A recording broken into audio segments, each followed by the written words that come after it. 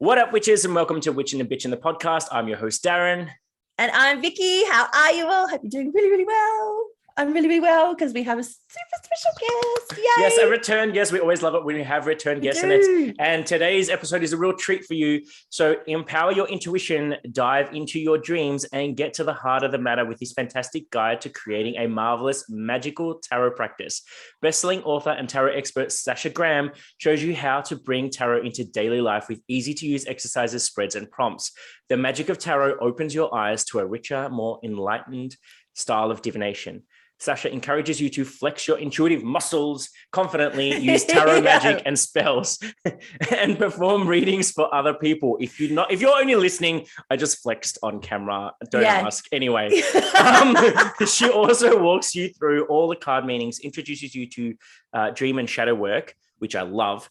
It helps you interpret colors, numbers, and patterns, and so much more. So this book lets you fearlessly jump in and enjoy magical experiences that you'll never forget. So please welcome back Sasha Graham. Yay! How are you? I'm so happy to be back and see your beautiful faces. Thank you so much for having me. Of course. You said, like we said it way back when. I think it's almost been a year. Yeah. Because we launched the episode. I think we recorded just before your birthday, which, as for those who haven't listened, firstly, why not? Secondly, stop this. Go back to episode 11 with Sasha Graham. Listen to that. Then come back to this. Make sure you come back though. Don't just stay there. Come back to here. But yeah, no. So everyone who has listened will know that you're a Halloween baby. So we're coming up to your birthday, which is like, I have to ask, being a Scorpio, yes, and being a Halloween baby, and Halloween being that bigger than Ben-Hur kind of holiday. Do you like literally count down the minutes until October 1st so you can start decorating? Oh, no. Well, the whole point of being a tarot reader is that it's Halloween every single day of the year. Oh, good answer. Right? True. Good answer. I like that. Because I know so many of my other witches, they're like looking at their watches like, is it October yet? Can I put out is it too early? Like, and some of them, because of COVID, they're like, could I start putting up Halloween decorations in July? Just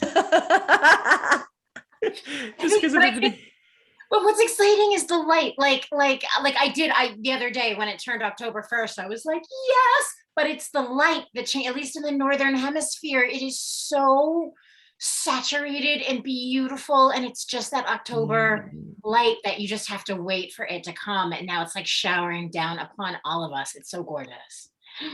That's awesome. Oh, see, I love that. I wish we had it when it was cold. I know. Like with the autumn and the leaves and everything's changing. And I mean, spring's nice too. Spring's beautiful. Yes, like it is. We're getting a lot of the like opposite side. And we're getting a lot of like our sunrises and sunsets. Oh, I know here in Melbourne are particularly pink at the moment. Like we're getting pink early in the morning and pink late at night. And it's weird because it's kind of matching the scenery because there's a lot of really vibrant greens because everything's lush.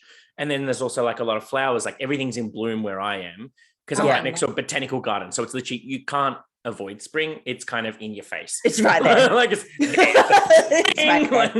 like everyone turned up the voltage on all the plants. It's like, Anyway, I'm going to stop. So what have you seeing? So it's been nearly a year since we spoke to you. What have you been up to? What's been happening with you? Oh my gosh. So it was like, I feel like we were in the thick of the pandemic, at least last time we spoke. So it was no joke. Like I know for me, and I'm speaking for a lot, it was a long, dark winter, dark winter that I hope will never, ever rear its ugly head in that way again. And then spring, literally, it felt like a big thaw. And so now, like things were dark last year, and now things feel like possible and exciting. And I'm back in New York City, and like life feels alive. I went to New York City Ballet the other night. Oh wow! Show in like almost 2 years, and I was just tears going down my face. And they're like, everyone in the city this summer like ripped off all their clothes and is looking hot and foxy, and it is just for the eyes. So it is like back to life. Although I don't know if I'd want to see people ripping off their clothes once they have their COVID bodies, though. Yeah, so I was thinking, I'm like, I'm just joking. A few extra chocolates have been eaten. But I feel like body positivity has never been it stronger. has. It's true. Little burrito baby, you know, like It's even true. a lot of the movie stars are like, screw you, it's my body. Like, take it or leave it. Like, whatever. Body shaming so last season. So. Exactly. It is. And how good is that? Though, like it's amazing that those kind of things have also helped to shift that kind of perspective a little bit. It's funny that it took a pandemic and everyone emotionally eating Yeah. and everybody getting extra weight for us to finally go, oh, see, having a bigger belly ain't so bad. Like That's it. No, in all honesty, like I can echo that sentiment because not that I want to bring a damper to it, but for a brief second. So last time I spoke to you, we're in like one of the longest lockdowns. This time I'm talking to you, I'm still in lockdown. You're back again. No, I am legit. So we are in lockdown number 6. Melbourne, by the time we get out, because the earliest that I can go back to the gym is November 5th. So we will have overtaken the current reigning champion was Buenos Aires. I think we've officially overtaken them we've gone from being the world's most livable city to the world's longest lockdown. Oh my God, talk about extremes, right? Let's go from one extreme to the other. It's like everyone wanted to move to Melbourne because of how amazing it is now. Literally, I looked at the stats of people migration, and I don't know if it was 41,000 or 41% or whatever. There was some kind of 41 of people have left Melbourne. So everyone's moved to other states or moved overseas because we're Is it just Melbourne in lockdown? No, currently Melbourne and Sydney, And our two biggest cities are both in lockdown, and we're both having like thousands of cases a day. And there's this massive drive for like everyone getting vaccinated, and both cities have said we can only open once we hit 80% double vaxxed. 80% double? Oh my God. Yeah, because we've got that Delta strain is running rampant in both our cities. Adelaide over there, they're like, oh, that's cute. What's Corona? Yeah, pretty much. It has not even touched that. That just shows how people do not go, like Adelaide. They lock themselves down. They're like, no one in. You can all stay out. We don't want that shit. Stay away. We don't want this. Anyway, so we are currently in lockdown. So that's why I'm like, oh, I'm carrying the extra weight this time because it's like what do you call it when it's like the cumulative effect of lockdown, then out, then lockdown, then out, then lockdown, then out. And then so this one has been the hardest, even though you would think it gets easier. No. It doesn't. No. Absolutely, positively not. Like I don't like, even though it's familiar and you know what's coming, I just feel like that's so soul crushing. I'm so sorry. No, you're fine. You're fine. So sorry. No, it's okay because it just means when we get out, like, because once we hit like 80% double vax, in theory, there's no logical reason why we should ever have to go back into a lockdown. But we do know, like, because I know people who work in healthcare, we do know for a fact that when we do come out, our hospitalization rates are going to like massively spike because there's a large proportion of the population who refuse to get vaccinated and don't believe in all this stuff and whatever. So I'm like, it's just, we know that that's going to be reality. So all of my friends who work in hospitals, not as ward staff, but as any other, like one of my friends is a specialist as a exercise physiologist. She said she's had to be trained how to tend to people and say, here's an iPad, say goodbye to your loved ones. Like, it's the harsh reality that we're in, but it's just part of life. Like, you know, So anyway, I didn't want to take it to a damper. Oh my God, let's talk about something far more fun. I was going to say, let me just bring this right back. Can you tell? I was going to say, can you tell that the tower is my favorite card? Like, let's talk all cataclysm, the world is crashing in. We're just going to blow it up and we're going to just take this foundation out. Let's just rip everything out and start over. Oh, wow. Okay, cataclysm. Moving along. I want to talk about your new amazing book, which is The Magic of Tarot. Could you give us like a little bit of a bit of a rundown, bit of a summary, kind of elevator pitch in your words, what's it all about? Because I think it's wonderful. So it's like this, it's interesting because, you know, a lot of people tend to put magic over here and tarot over in this box. two separate things, and they're so not.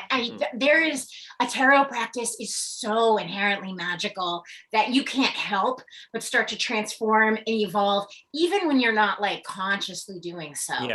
So doing magic, like proper magic spells and rituals with the cards, makes so much sense to me. But it's not everybody's first go-to. And so this book is really about how to, number one, read the cards, but then access them in a magical way consciously, and knowing that you're doing that, and really using the cards to bring the light of consciousness to every area of your life, so you can just evolve and like be the magic that you are. I love that. I was actually going to say, like, I'm pretty sure like I've seen a book that's about how to like do spells with tarot. Oh, wait, but you wrote that. And then I'm pretty sure there's another one where you could literally learn a card a day or a spread a day. Oh, wait, you wrote that. Like I could do this little trick for almost every topic under tarot. But so that's what I actually wanted to ask that question. Like, I know I've said this off camera, but for the viewers and listeners, like, what was the birthing process of this particular book? Because you've written so many tarot books. Like, you would, in my mind, if I was writing a book on it, if I had such a niche like you, I would like, how many more times can I reinvent the wheel? But really, when I read your book, it's different to all the others. It's like a whole nother lens. And I'm like, how did she do this? Like, well, right. I'm writing what I'm discovering and how I know what I know and what I understand. So this book came about because actually Barbara at Llewellyn was like, Sash, I don't think you've ever written a beginner's book. You've written spells and spreads and like tarot, but nothing was really the nuts and bolts beginner kind of basic, but also with all this other juicy stuff thrown in. And I thought, oh my gosh, you're right. She's like, and nobody writes about magic like you, like what we want to know. So I took that and kind of went forward with it. And it was also, I've been teaching a lot of master classes. I've been teaching retreats and stuff. And so I had all this interesting material that I had developed that I had never put anywhere in a book. And so I got to really dive deep with the shadow work, which I love, as you guys know. As do we. And so much stuff that I couldn't fit into the companion book in the Darkwood Tarot that I was able to do a deep dive in this book. So yeah, it was really fun. It was a pandemic project for sure too. Like, you know. Well, this is the thing is I've actually said to a few people now that like I've seen there's two types of people in society. There's those who have in the pandemic learned how to survive, and then there's those who have learned how to thrive. And I feel like this is a testament to the fact that you've kind of like most witches, we do the inner work. When you can't go outside, you go inside, right? And then so by doing that, it's then birthed this whole new project, and it's amazing. It is amazing. And anyone that listens to our shows know that we are massive advocates for shadow work. Like, I love the fact that in your book, not only have you delved there, but like there's a whole chapter on that, which I don't want to give away too many spoilers, but we'll get to that a little bit later on. But I wanted to start off with like, so what I love about this book, which is different to some of the other books, is like how you've laid it out in a very, like, as you said, it's not that I would say it's a beginner level, because it does go deep as well. So even an advanced reader is going to get so many nuggets from this book. Yeah. Because I love how you've written it in such a way that, for example, even just the opening you've got in chapter 1 about don't be afraid to get it wrong, tarot is storytelling, trust what you see, find your own meaning, always go with your intuition. Like, you've gone in and explained all that kind of stuff, which is validated for so many people when like, oh, I'm reading the cards wrong or whatever. But you haven't just said that as gospel. You've then given like little journal prompts, like sentence starters that you start off a sentence and then now finish the blanks. And I love that because you're encouraging that intuitive, inquisitive, reflective, go within, explore it yourself, find your own meaning to the cards, whilst also giving, well, if you get stuck, here's a whole compendium of meanings. So it's amazing. It's so good. So many juicy nuggets in that little prompter. Like, because I was even reflecting on some of them, like, wow, I've actually now come to some realizations about some of the cards that I love based on your little journal prompts. I'm like, oh shit, I feel like I now need to go back to tarot school and start learning again. Well, first of all, I love books are a conversation, right? Yeah. It's definitely like a two-way street. And so I love writing in books. And I'll never forget, my daughter was like in second grade or something, when she opened up one of my books and saw I had like written all through, she was like, "Oh my, you can't write in a book." And I'm like, that's what they're made for, notes in the journals and highlighting pictures and dog earrings. So I love books that you could literally, like, when people come up with any of my books and they open it up and they're like, "Look," and they've made notes in all of the margins, it just makes my heart soar, because books are not lectures. Books are living, breathing energies to play with. So I was really excited to do the journal prompts for that reason, and also because you're your own best teacher in tarot. So it's like, so I use journal prompts a lot in my classes, because the students, anybody who's learning, needs to figure out what it means for them. So a stream of conscious writing process is like so helpful. And I do it all the time myself to figure out, that's the whole reason, like any writer writes, you kind of write to figure out what you know or what you believe in or what the truth is. And so I want to encourage all the readers to do that as well.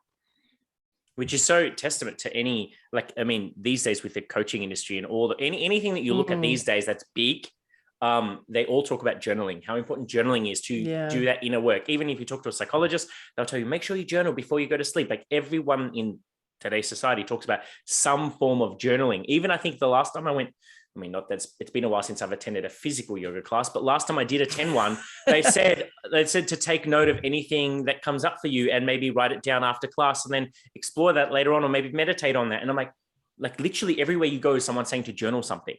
You go to a dietitian, they say journal what you ate today. You go so it's actually so important. And it's, I think, one of the most underrated skills is to be that of a writer. And it's not writing to publish, but just writing to reflect and writing to unpack. Yeah. And the thing is, and people who aren't into long journaling or writing or hate it, or like that's not their jam, I always say, just make a list, like write down 5 noun verbs that you can go back to. And again, to refer to, my daughter got a 5-year diary like 6 years ago, and every night she would just write down a quick list of everything she had done that day that was kind of important or funny or interesting. So it was and she's so happy and still does that kind of journaling. So I think that it's also important where in today's day and age, everything is on technology. So much of it's on the cloud. To have something, we don't have letters anymore. No. We don't have, so many things are even photos. Like, we don't even really have photos around anymore. Like having albums, like physical albums and things. Yeah, like you really have to go out of your way to like print them up, or like make a vacation box or something like that. So yeah, so I think journaling is, and I think it's an important thing that we can leave behind after we're gone too. I mean, I'm excited for anybody to read. I don't know, like I just think it's important all around. I think it's beautiful. And I think also you find that most witches, we go out, and I think that's the number one thing that I go out and buy is journals. But then it's like, but then I buy those cool journals and then I take them home like, oh, too pretty to write in. I'll have to go out and buy a cheap one to write in. And then just keep the pretty one up on the shelf. I've got so many of those that are so blank, but they just look so pretty, and I can't write in them in case I make mistakes. Guilty here too, especially like the ones, the like really fancy ones. Yeah. That's got all the bits on it and everything. So I wanted to just quickly jump onto something that Darren said before, because he was talking about yoga, and I know that in your book, and we did speak a little bit about it last time, but in your book there's a whole section on incorporating the tarot with yoga and different asana and different poses and positions and embodying all those different things. I'm just laughing about our conversation off air, Vicky, about the asana. Yes. It doesn't matter. We'll fill you in later, Sash. I can imagine. Yeah. So I just wanted to talk a little bit about that, like how you incorporate it into your practice. And that's one of the things I really love about the book as well, is that it's a very practical book as well. Like, it gives you actual things to go do and to really go just beyond doing different spreads and things like that as well. Yeah. So I think, and like somatic tarot experience is so important for readers because I think I'm generalizing, but readers tend to get stuck in their head. They just that's your thinking and your own, my intuition and my third eye and all of that stuff is great. But what do? We're bringing the cards to life, right? When we embody cards, when you're in an asana, in a yoga class, that's an archetype too. When you're in down dog, when you're in Tadasana, in mountain pose. And so that, and I've done it, it's a phenomenon. You can access the archetype of a yoga pose the same way you can access the archetype of a tarot card and really ask, like, what does this mountain pose want from me? Right. And you're so it's so for me, it's an important way of getting readers into their full body, because when we're doing so much psychic, sacred imagination work, you have to stay grounded in the body, right? Yes. And it keeps us from going over that crazy edge. That edge where you just might lose your mind, or you just not gone a little bit too far.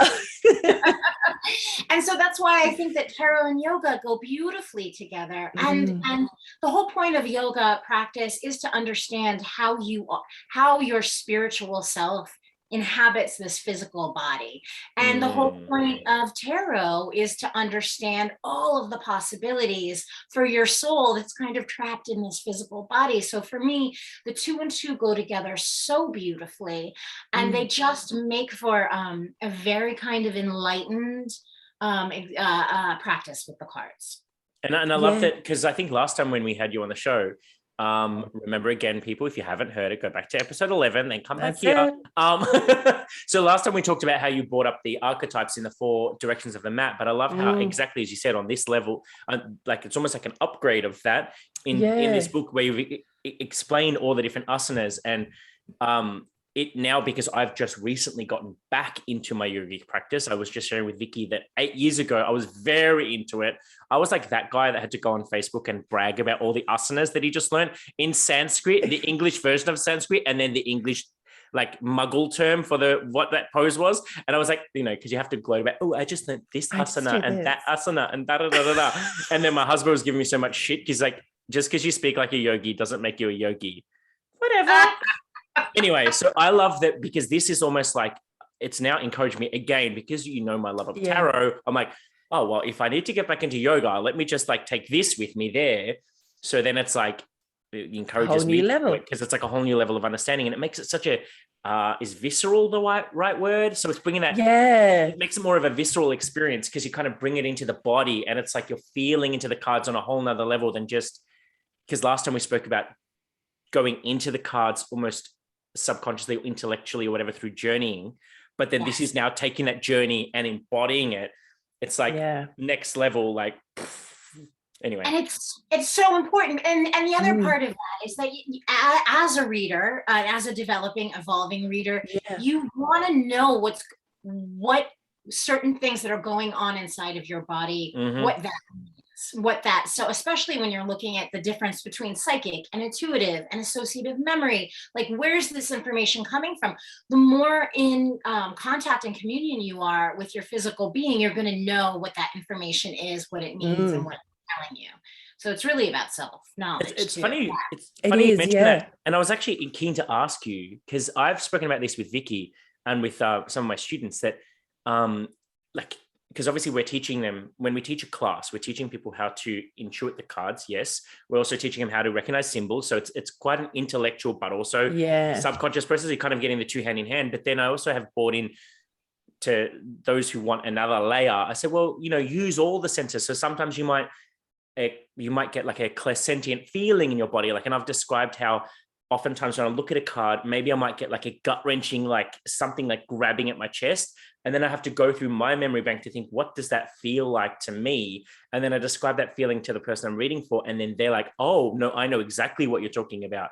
So I'm interested to know, I know this isn't in the book per se, but what is it like when you read? Do you literally have all those things, messages coming from everywhere? And you're like, hang on, whoa, slow down, guys.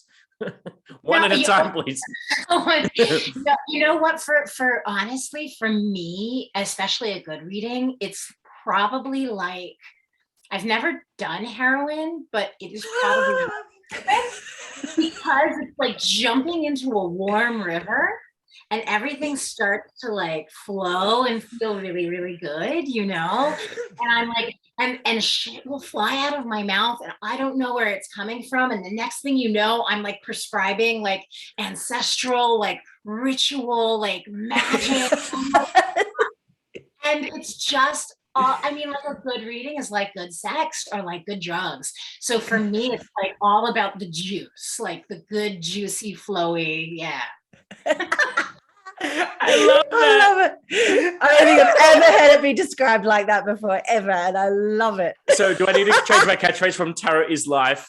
That includes sex and drugs. That's it. The whole thing. No, good sex and good drugs. Good sex and top grade drugs. Yes, I was going to say, you're going to have the good part in there as well. Wow. I love this because this is like testament to our podcast. Sometimes we're going to be so like regimented and structured, and other times we're going to be so fucking random. And the thing is that the viewers love it because it's so raw and candid. Like we're getting full, unfiltered, unscripted Sasha and us. And it's just like, we can delve on whatever level we want. So I wanted to actually visit a particular section that I loved. I mean, there's so many, but there's one in particular. I did this thing where I was reading and I screen grabbed so that way I don't have to like write things down because I'm not an ear sign. I don't do this thing. Don't do it. I'm like flow, click. This is one thing that I loved. When you said no one feels, sees, or tastes the world like you do. And obviously you said it a lot more poetically because you're going to explain all of that. But this is one of the things that circling back to what you were just saying with that whole heroin analogy, that it's exactly that though. Like it's something that you can't describe because the way that you perceive something is going to be different to how someone else perceives something. And like, sometimes I find that when you're reading, you get this almost like out of body experience where you don't know where it's coming from. You just say it. It doesn't quite make sense to you, but the other person's like, oh, and they're like hook, line, and sinker. They're like, yeah. And then what? And then what? Like, because they're relating to whatever you're saying, even if you can't relate to it. And it's so interesting that because that whole poetic explanation of how you said it, it was almost so validating for me as a tarot reader because it was like, because sometimes I get hung up on the fact that if I read this person's book, they say this card means that. But then if I read that person's book, they say it means this. And then I read that person's book and they say this. And when you look online, it says something different. You're like, wait, which one is it? And you can get sometimes so caught up in that part of things because there's just too much information. But this is so validating and just it neutralizes all of that. It says, you do you, boo-boo. Whatever you feel is right. And I'm like, oh, thanks, Sasha. Like, well, and it's true. And that's like the first thing, especially when I'm teaching a beginner class, I'm like, okay, throw your books out the window. Yep. Like get rid of them. It's like dream dictionaries. And no offense to anybody who's written a dream dictionary. It's ridiculous. Like everybody, it's ridiculous to think that that what a cat means to me is the same thing that your conscious cat means to you. And tarot is nothing more than a reflection of our psyche, right? So so important, your journey as a reader. And this is the interesting thing, right, about tarot and magic. It requires, you have to forge your own path. You have to do the work. If you're just like, and keywords are important. They have their place. They're the jumping off point when you're like memorizing and you want to get off book. But after that, like it's really your journey to take. And so the more that you dive into the uniqueness of you, and it's an interesting thing because I feel like the metaphysical world can be, there's a lot of people who will tell you, we're talking about mystery, right? We're talking about the indescribable. And we're talking about things that we're still exploring that we don't completely understand. And I understand that people come to us and they want answers and they want us to kind of guide them through what's what in the invisible world. We don't really know, and so to kind of come off like, well, I'm going to tell you that, well, that was a spirit guide from your aunt sucking you. Like, maybe it was. You're going to know better than anybody who could tell you. So like a good teacher, I think, will guide you and give you a framework. But ultimately, you've got to jump in and figure it out for yourself because it's going to be different for each and every person. Yeah, exactly. Exactly. And then that just echoes everything that we've said on this podcast is that like spirit, universe, source, whatever you want to call it, will always reveal itself or show itself or give you the information in a way that resonates with you. So what is a sign to me might be just a mundane thing to you or vice versa. And it's like, I was even tempted to say, okay, well, what if we could just go with one symbol and just do a quick round table? Actually, let's do that. I'm going to just pick an image. I'm just going to pick a symbol and I want, don't overthink it. Don't use a conscious brain. Are you looking at me? Yes. We'll just go around the room and just whatever came to you first, what's your like knee jerk reaction to that particular symbol. Okay. So let's go with snake. Sasha. Oh, sex. Sex. Okay. Vicky. Scared. And because I'm scared of him. The first thing for me was grounded. Because it's like, you can't be any more grounded than a snake. You can't fly. Like that was the first thing to me is like grounded.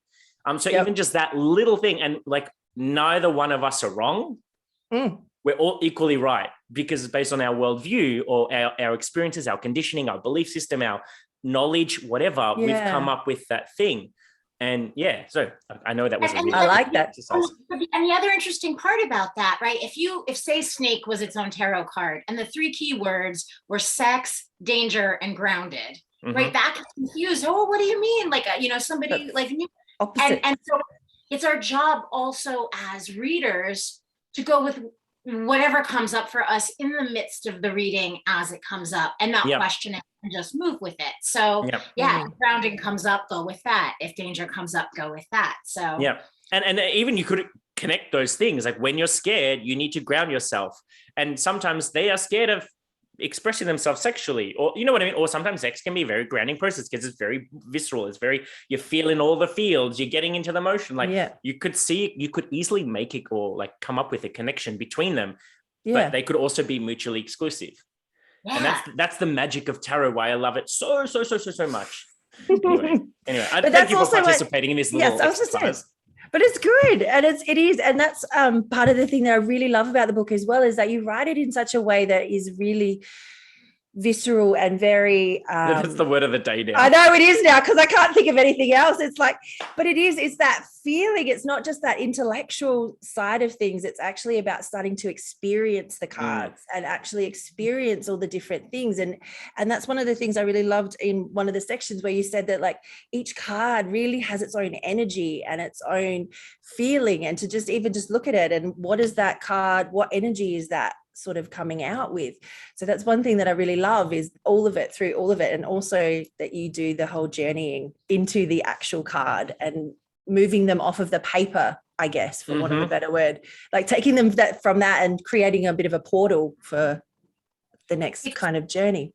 It's so important. It's so important. And it's a funny thing because I discovered that's something they do with Tibetan mandalas. In Buddhism, that the mandala is actually, it's a flat version of what would be a temple. So when you walk around Tibetan monasteries, you'll often walk around a complete 3D mandala that's actually a temple. And what is all of that? What does it mean to us when we take an image off the card and actually enter into it? It shows us that everything in the world is energy, that everything can be entered, that everything has its own intelligence. And this is the basis of magic. And this is how magic works, because a rock is not just a rock and a candle is not just a candle. Everything has got stuff there, every single thing, which is why we're all connected. And so well, that actually brings me to, because there was one particular exercise that I did as many of the exercises as I could just to really, I don't know, it's a full immersion session with your book. I love it. So like this active awareness meditation exercise where you took us into each of the aces. Amazing. Like, obviously I don't want to give away too many spoilers, but at the same time, just so that the viewers can get a sense of it. I don't know if, Sasha, if it would be better if you were to do do you have the book in front of you or no? I don't actually. That's okay. I'm waiting for a hard copy. So that's okay. Well, I've got it here in front of me. So just this little blurb that I've got here for the Ace of Swords, for example, it says, focus on the Ace of Swords, observe it, notice every single detail, close your eyes and bring to mind an image of a sword. Perhaps it is silver, sleek and sharp. This is a thought. Become aware of your thoughts for the next minute. How does it feel to listen to your inner voice? Clear your mind and become alert for the next crossing thought. Come back further and watch your thoughts coming and going without interrupting or repressing them. Just notice. You have just experienced the nature of swords and thoughts. And then the journal prompt is, the thoughts repeating in my mind like crazy today are ... Like even that, it's the simple, shortest little exercise for one card. And already like my mind's like, because when I think someone who meditates, as soon as you give me something to focus on, then it's like I'm paying attention to so many things and everything wants your attention. The monkey brain starts, thoughts are driving everywhere. Like, whoa, calm down, people. Let me just one at a time, please. But no, I just love that it's like got all these little exercises in there, things to do, journal prompts. Anyway, I know I'm rambling now. I've become a huge fan of this book. I know, I'm so happy. Well, and again, I love the suits. I feel like in order to truly understand the suits, it's important to experience them viscerally, experientially, and understand that, like, quite literally, they are worlds that you enter that are very particular to themselves. And so, like with that exercise, I mean, I think the most important part of the Suit of Swords is our inner voice, is what you, and that's why swords are so scary, typically in a tarot deck. It's what goes on inside of our minds. So yeah, I like that. I was trying to bring people in so that they understand it's more than just an intellectual activity to understand what a sword means, that you feel what it's like to be in the world of air. Yeah. And it's funny because whenever I'm teaching people, it's always when we get to swords, everyone always gets this heaviness. Like whenever we're talking about the sword suit, because it is thought, and like when you have nothing else, when you're not like, I always describe it as being in like a sensory deprivation tank. You know, there's ones where you can't stick, smell, or whatever, and you're like literally left with only your thoughts, and that can be scary sometimes because when you have nothing else prompting you. Yeah, it's just what's in here, because the only way it's come up is because you've thought it. Like that can be confronting. That was like the whole dark winter of the pandemic. Like, we've been stuck with our thoughts, or we are stuck with our thought. Like, and because there's nothing else to distract us, so we're kind of like stuck. I think that's why it was so challenging. It is so challenging. And that's kind of a bit of a segue then for me, because you all know that one of my favorite parts of tarot is the shadow. And like literally when you are stuck with your thoughts, those repeating thoughts then start to become your reality. Like, because I always say where focus goes, energy flows, and you articulate it even better in your book, that the things that you focus on are the things that you're going to manifest or notice, because your brain has that confirmation bias. It's always going to find those things that you focused on for the day. But one of the things in particular that I loved in this is your whole aspect of romancing the shadow. I did this off camera. I didn't tell Vicky about it. It was just something I did before we came on though, where I didn't write it down, well, just because I didn't want my husband to go, why are you writing down names of your exes?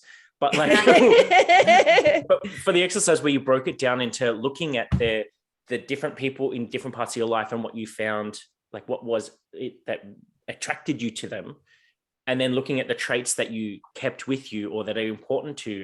And I was just like, holy shit, I've never done that before. And it was quite, what's the word I'm looking for? It was deep, but at the same time, I felt like it put me at peace with some of my former relationships, because you hold on to them and you never know why. And until you realize, oh, so that's why I'm holding on to that thought or feeling of you. It's because of these other traits that that I'm still holding on to. It's not you. You can go, goodbye now, boo-boo. But like, I can still hold on to these lessons and learnings that you gave me. And I thought that was really magical, not to be too poignant with it. But so how do you even come up with these ideas, like to romance your shadow and stuff like that? Well, it's through the work that I like. It's me working through my own shit. Oh, really? Like, and going like in every place where I find darkness or confusion or frustration, I try and figure out every way in to kind of crack that open and to get rid of it. And so one thought will lead to another, and then I'm like, oh my God. And so I'll see this thing over here, and then I see I can apply it to tarot. But romance, when I realized that the whole entire how much of a projection our idea of the universe is, and that's so much of of who we bring into our lives Mhm. are the personalities or the traits that we want or wish to possess. I was like, whoa. So I Mhm. like blows my mind. And so yeah, so That kind of links into one of my common phrases is like, I like to say, you are the average of the 5 closest people to you at any one time. And that like mirrors that so much, because it's like, who are you surrounding yourself with? Are you surrounding yourself with people who are pulling your average down, or are you surrounding with people who are lifting your average up, like who you're aspiring to be? Like, and so like, I think this whole pandemic process has really made a lot of people kind of check in with their relationships and see, oh, I'm not liking that vibe anymore. And like, some of my relationships have grown apart from them. Others who I least expected, I've grown closer to. Like, I mean, Vicky and I before the pandemic didn't know each other. Now we're BFFs. Like, that's it. And see, tarot has even more, because that's how we met, was through tarot as well. Yep. And we really found out who our friends were, you know, during the like we really did. Like the people that were like you were Zooming with and checking, and they're like, no matter where, you know, like happy hours, suddenly you could have happy hour with anybody around the world. One of the things I do think though is as great as the pandemic could be for shadow work, I do think there was a loss of joy. Oh, 100%. Tiny daily things that added up were absolutely excruciating to go through. And like, you know, yeah. So I think shadow work is great, but it shouldn't be 100% all. Oh, no.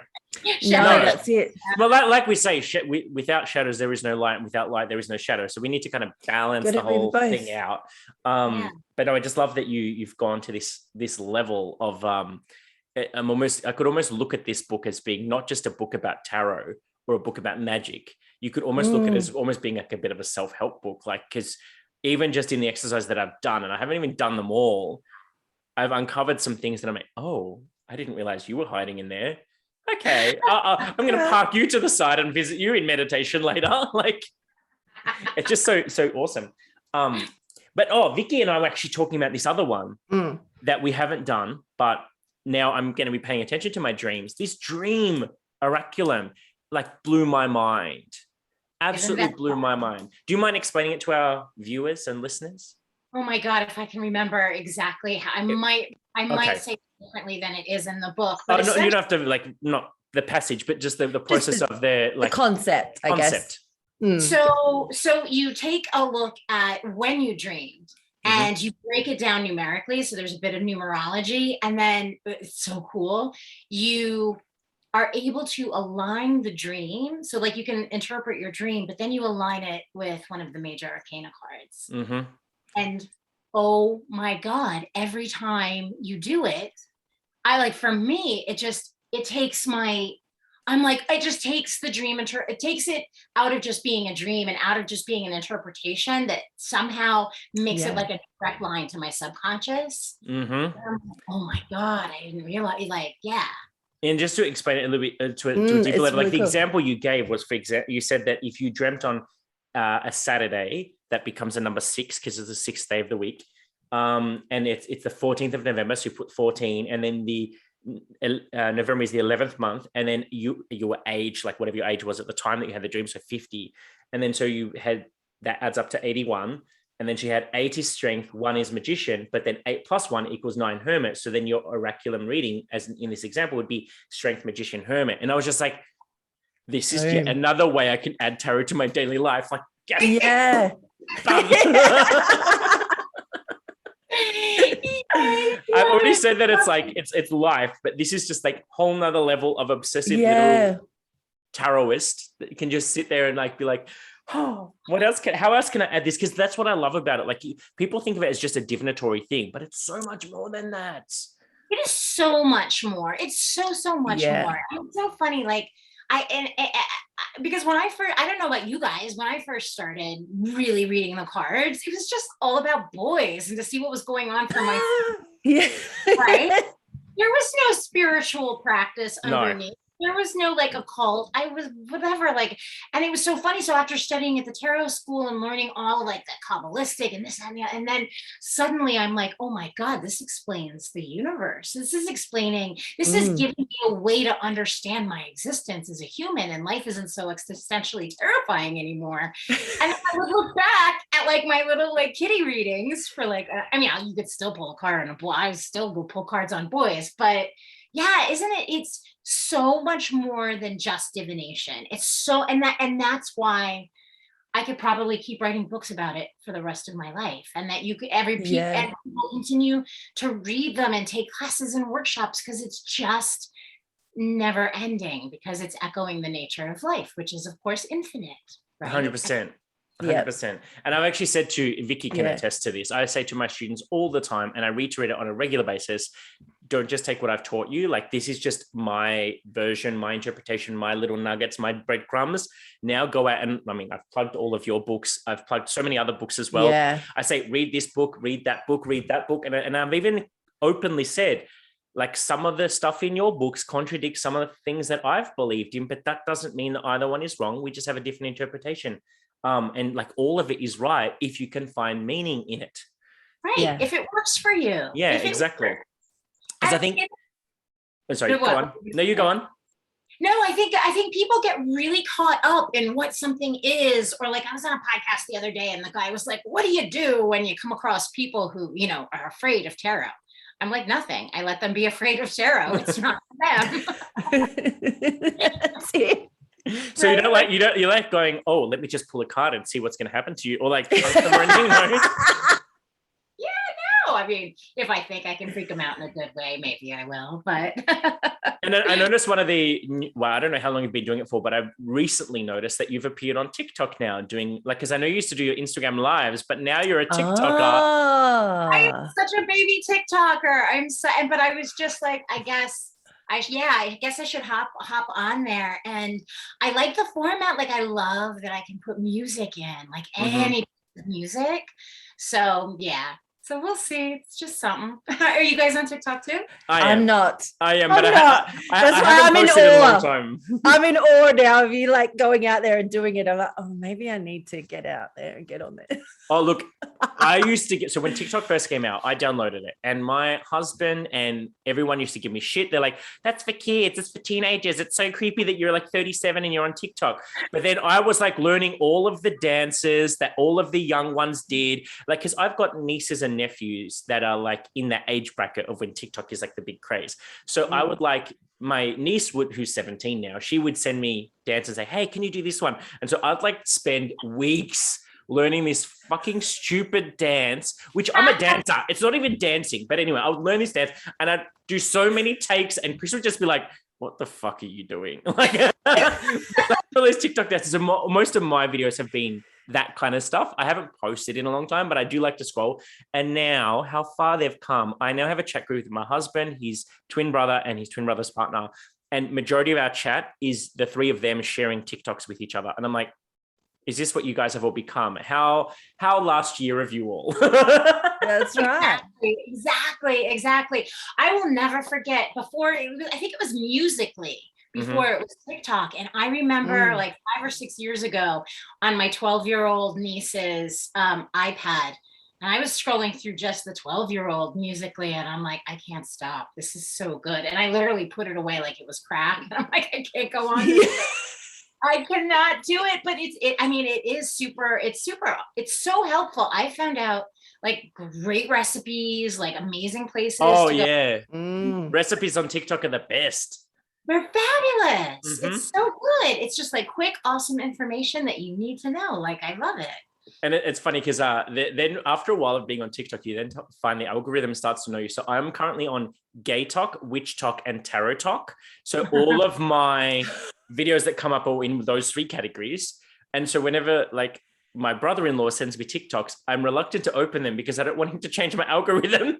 Oh my God, that's totally the same for my daughter, because she's like a super like polyamorous, like lesbian. And she's like, Mom, I can't open anything that you send to me. It's going to mess up my cottagecore, like hot sex dyke vibes. Like, no. Yeah, because I've got all the guys with the big cakes, like the guys with the big cakes. They're like twerking, and my husband's like, "Are you serious? Sitting there watching guys twerk?" I'm like, "Twerking is an art form." He's like, "It's fucking." It's an art I'm form. like, "It's an art form."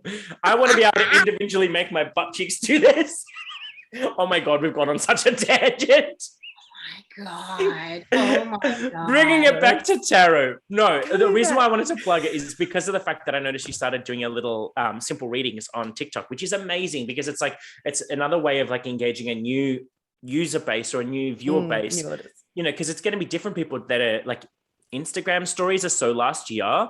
TikTok is the new craze, but I was wondering, and not to kind of throw you in the deep end, but would you be willing to leave our viewers with a little collective little shuffle? I would be just so happened to have them there. Love it. And we seriously didn't even talk about this. No. But I've got a hot and heady Darkwood Tarot here. So what should I do? One card for the viewers, just something they need to know. Follow your intuition. Oh, something jumped out. Something I need. That was like 5 cards. I'm gonna get. Wow. I think that's for you. All right. So this card, something. Oh, it's the Queen of Cups. Mm-hmm. Oh, and that's interesting too, because actually this Queen of Cups is very body positive in terms of we were trying to include like all shapes and sizes. And so the Queen of Cups that's just funny. That's where my mind went. But in the Darkwood Tarot, the Suit of Cups, especially the court cards, are often near a river. And we were talking about that juicy river of like creative flow. And that's exactly what the Queen of Cups is kind of the mastery of in the Darkwood Tarot. So I would urge everybody watching to find where their juicy river is and to see if they can't, like this queen, pull something new out of it this week for themselves. Like really give yourselves permission to jump into the thing that you love the most, but the thing that you don't allow yourself to do. Indulge yourself, go there, be dreamy, be creative. It is October, no matter where you live, that is a good vibe to do something like this. So yeah. Awesome. Thank you. And I think it's thank you. I in my mind, my methodology is that you are the Queen of Cups because like you're that female who embodies all things cups because you like so in flow with with your own like being a Scorpio, water sign, queen, female, all that kind of stuff. So like it's like to me it's like, oh my god, it's like almost perfect because of course you pull out the card that to me represents you. Whereas I see myself as a King of Cups because I'm like that, can be very moody, can be very aloof. Kind of sometimes I'll give you emotion, sometimes like, oh no, not emotion today. Not today. A little detached. A little detached. Like, no, that was awesome. Thank you so much for doing that. Vicky, was there anything else you wanted to touch on? There's like 100 different things probably that I wanted to. No. Oh gosh, no. It's more that it's the book because there's so many different things. But then I also don't want to go into too much because I want to make sure that everybody goes out and reads it as well because I don't want us there. One little thing that I did want to come onto that I really loved in the book as well is your what did you call it? The 7 states of constant magic. Yes. With the 7 of Cups. And I just loved how you linked all of that together and linking them to the major arcana and all the different elements of magic. Could you kind of give, I guess, a little rundown or a little tidbit on that a little bit? Yeah. Can I say pause for 1 sec? You blew my mind with this section. I have never, ever, ever, ever in my 20 plus years of studying tarot found anyone that has likened the 7 of Cups to those 7 cards in the major arcana. And as soon as I read, I was like, holy fucking shit balls. Like, what? So now I'm just like, I feel like I now know nothing. I need to go back to tarot school and relearn everything. But anyway, sorry, go back to you. Well, so the 7 sacred cornerstones of constant magic is really about magic being simple. Because I do think at its heart, the most effective magic is the simplest, which is also great for me to know. And not that I don't like pomp and circumstance. So long story short, I was doing all of these really interesting things, and life was just, I was like in a very sweet spot. And a friend of mine is like, yo, Sash, what is up? What are you doing? And I'm like, oh, and then like in a text, I'm like, I'm doing and he's like, wow, like keep it up. And I was looking at the text, I was looking back on it and thinking, what this stuff is really powerful. And I wonder if I can equate it with tarot. So you do the first thing. How many things did I just list? And then I'm like, 7.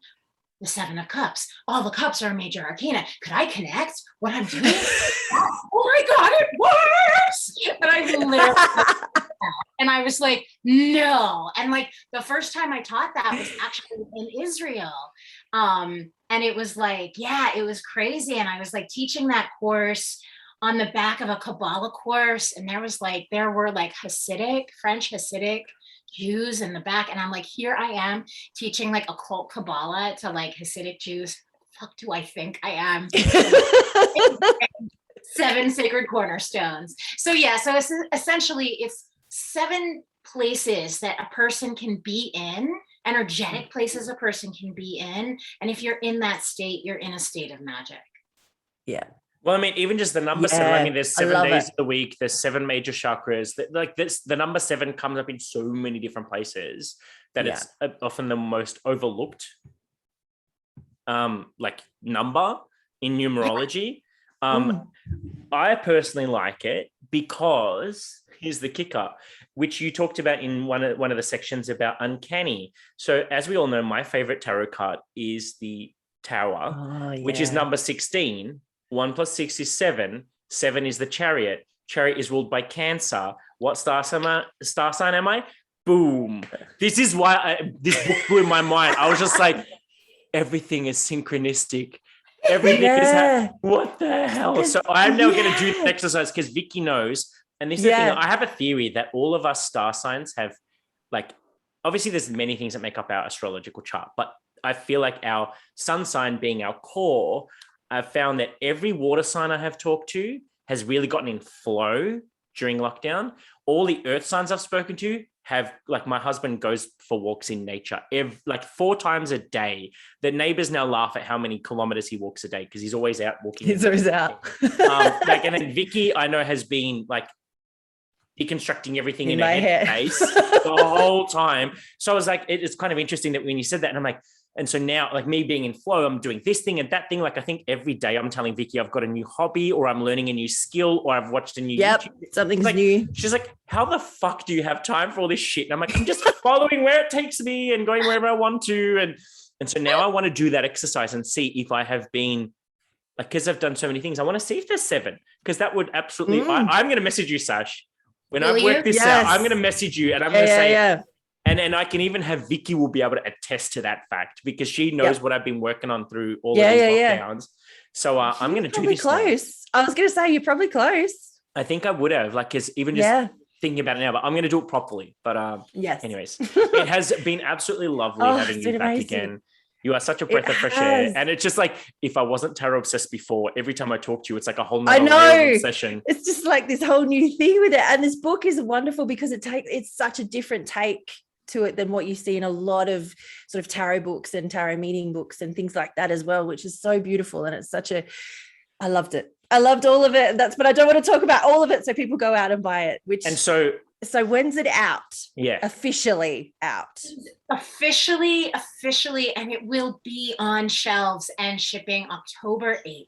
October 8th. Yes. Yay. So for those that don't know what it looks like, now I don't have the physical copy yet because it's not out yet, but if you're looking at YouTube, you can see this is what the cover looks like. We've got, and it's beautiful. What I love is it's got the imagery from the, it's the same artist that did the Darkwood Tarot. Yes. So the same imagery. Abigail Larson. Yeah. She designed that. So it's amazing. So go out there, purchase this book, and like me, you could just purchase all of Sasha's books, like I have. Just have a little tarot shelf that has all the tarot books. Yes. Anyways, thanks so much for listening, guys. If you want to follow Sasha, she's Sasha Tarot Diva on Instagram. I think is you the same name on TikTok? You've kept the same handle. Perfect. Go out there, follow her on all the things. Otherwise, and you've got some virtual book tours and things like that happening as well, yes. haven't you? All through October. Yeah. So check my website out on my event page, class page, because I have a bunch of virtual and free. Like I have a virtual class coming up with the New York Public Library that maybe you have to remember though. But yeah, there's some virtual stuff coming up, so definitely check it out. Check all of that through. Awesome. Yay. Well, Sasha, we'd love to have you come back again in the future, as always. Yes. So anytime you've got some new works or new little things, or you just want to come back and have another witch and bitch session with us. I want to come spill some tea. I want to come and bitch. That'll be fun. So we'll do less witching, more bitching. More bitching next time. That sounds awesome. Awesome. Thank you. Because we won't get to speak to you beforehand, we're wishing you a happy birthday as well for your upcoming birthday. We'll be celebrating in our wonderful costumes, running around, eating lots of candy in your honor. You want news, all things Halloween. That's it. Anyways, until next time, everyone, I hope you've enjoyed this episode. Make sure you like, comment, subscribe, share, do all the things. And don't forget to join our new Facebook group that we've created for all of our fans and anyone that wants to follow. We've also added some of our guests into that Facebook group. So if anyone wants to join, they can. Please do. And let's create this more as a dialogue. So it's not just us talking to you all. Anyways, until next time, we'll see you soon. Bye.